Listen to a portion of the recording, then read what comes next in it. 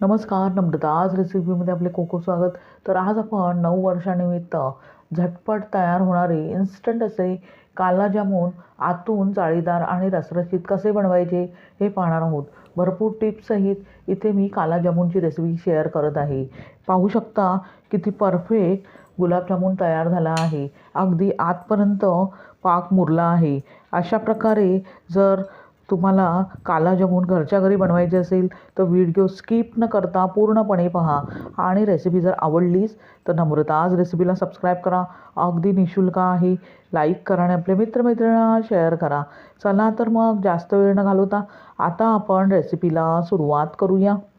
तर काला जामून बनवण्यासाठी आपण इथे बाउल घेतला आहे. त्यात 1 वाटी घरगुती मिल्क पावडर मावा घालूया. इथे मिल्क पावडरपासून मी घरच्या घरी मावा तयार केला आहे. तुम्ही मार्केटमधून जो गुलाबजामुनचा मावा मिळतो तोही इथे वापरू शकता. आता आपण मावा अशा प्रकारे अगदी हलक्या हाताने एकजीव करून घेऊया. म्हणजे त्यातील ज्या गुठळ्या असतात त्या पूर्णपणे आपण मोडून घेणार आहोत. साधारणतः 1 मिनिटभर मावा अगदी व्यवस्थितपणे मळून घेतल्यानंतर त्यात बाकीचे जिन्नस घालूया. त्यामध्ये 1 मोठा चमचा आपण बारीक रवा घालूया आणि 3 मोठे चमचे आपण इथे मैदा घेतला आहे. मैद्याऐवजी तुम्ही कॉर्नस्टार्चचाही वापर करू शकता. त्यानंतर आपण इथे 1 चमचा साखर घेतली आहे. त्यामुळे हा काला जामून अगदी त्याचा रंग सुरेख येतो आणि त्याबरोबरच अर्धा चमचा आपण इथे बेकिंग पावडर घेतली आहे. त्यामुळे जे आपण काला जामून बनवणार आहोत त्याला जाळी सुरेख येते. आता अशा प्रकारे अगदी हलक्या हाताने मिश्रण एकजीव करून घेऊया आणि स्मूथ असा गोळा तयार करून घेऊया. गरज लागल्यासच इथे दुधाचा वापर करायचा आहे, नाहीतर माव्याच्या मॉइश्चरमध्येच पीठ मळून घ्यायचे आहे. इथे मी साधारणतः 2 ते 3 चमचे दूध वापरून अशा प्रकारे पीठ मळून घेतले आहे. आता आपण भांड्यावर झाकण ठेवूया आणि साधारणतः 30 मिनिटे हे मिश्रण व्यवस्थितपणे रेस्ट करून घेऊया. त्यानंतर इथे मी गॅसवर एक पॅन गरम करत ठेवला आहे. त्यात आपण पाव किलो प्रमाणात साखर घालूया. त्याबरोबरच आपण 1.5 वाट्या पाणी घालूया. इथे ज्या वाटीने आपण साखर घेतली आहे त्याच वाटीने आपण 1.5 वाट्या इथे पाण्याचा वापर करणार आहोत. आता गॅसची फ्लेम मीडियम ठेवून सतत ढवळून अगदी व्यवस्थितपणे साखर वितळवून घेऊया आणि त्याचा अगदी एक तार असेल त्यापेक्षाही कमी असा पाक तयार करून घेऊया. इथे जास्त घट्टसर पाक अजिबात करायचं नाही आहे. गुलाबजामुनचा पाक थोडासा पातळसरच असतो. इतपतच आपण पाक तयार करून घेणार आहोत. आता साखर विरघळेस्तोवर आपण सतत ढवळत राहूया. साधारणतः 2 मिनिटानंतर पाहू शकता साखर विरघळली आहे आणि पाकाला रंगही सुरेख आला आहे. पाहू शकता किती परफेक्ट पाक तयार झाला आहे. इतपतच आपल्याला साखर वितळून घ्यायची आहे. पाक बनवून घेत असताना इथे मी त्यामध्ये साधारणतः 2 थेंब रेड फूड कलर घातला आहे. फूड कलर जर घालायचं नसेल तर स्किप करू शकता. पाहू शकता अगदी परफेक्ट मिश्रण तयार झाले आहे. आता गॅस बंद करूया आणि आपण हे मिश्रण थोडेसे कोमट करून घेऊया. कोमट करून घेतल्यावर नंतर आपण जे काला जामून बनवणार आहोत ते त्यामध्ये घालणार आहोत. त्यानंतर भांड्यावरील झाकण काढून पाहूया. पाहू शकता परफेक्ट गुलाबजामुनचे मिश्रण मी तयार करून घेतले आहेत. अशा प्रकारे एकसारखा गोळा तयार करून घेतल्यावर लगेचच त्यातील एक गोळा अशा प्रकारे छोटा काढून घ्यायचा आहे. याचे स्टफिंग बनवणार आहोत. त्यासाठी इथे मी ड्रायफ्रूटची भरड एका बाउलमध्ये घेतली आहे. त्यामध्ये गोळा घालून 2 थेंब आपण ऑरेंज फूड कलर घालूया. हलवाई स्टाईल हे आपण काला जामून बनवणार आहोत, त्यामुळे स्टफिंग तर आलीच पाहिजे. म्हणून अशा प्रकारे मी स्टफिंग तयार करून घेत आहे. पाहू शकता परफेक्ट स्टफिंग काला जामूनच्या आतील तयार झाले आहे. लगेचच त्याचे आपण छोटे छोटे गोळे तयार करून घेऊया. पाहू शकता एक गोळा मी तयार करून घेतला आहे. अशाच प्रकारे सर्व छोटे छोटे गोळे मी तयार करून घेत आहे. पाहू शकता जे आपण काला जामून बनवणार आहोत त्याच्या आतील जे स्टफिंग आहे त्याचे गोळे मी तयार करून घेतले आहेत. ते आता आपण बाजूला ठेवूया.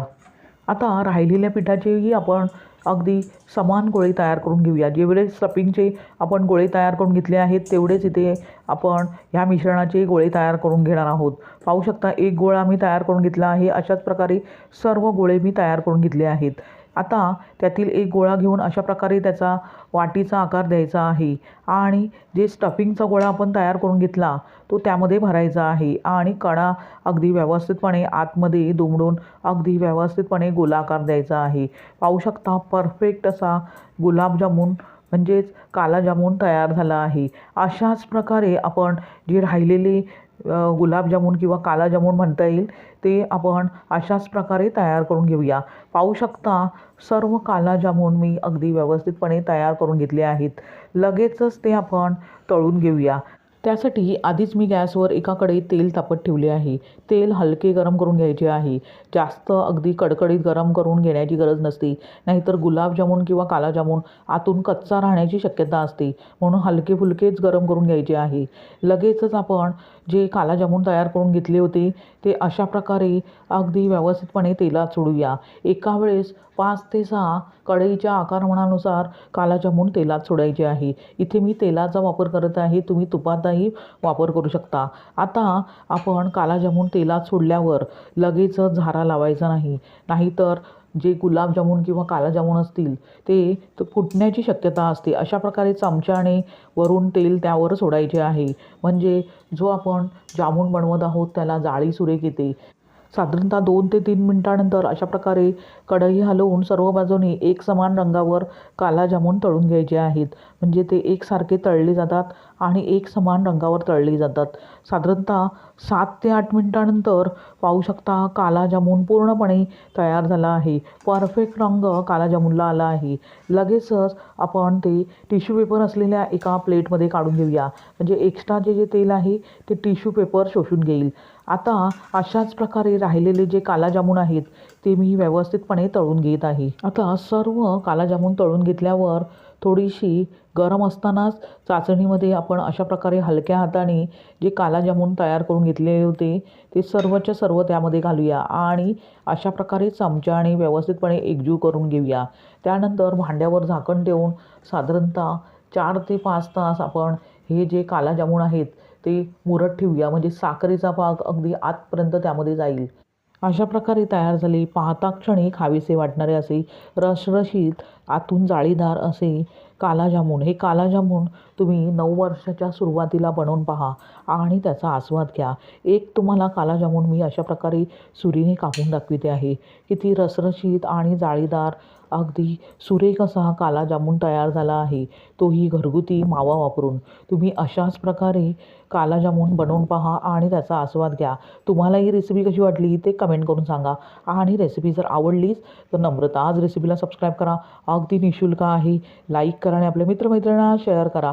पुन्हा भेटूया अशाच साध्या सोप्या सुटसुटीत आणि अगदी चविष्ट अशा रेसिपीसह. धन्यवाद. श्री स्वामी समर्थ.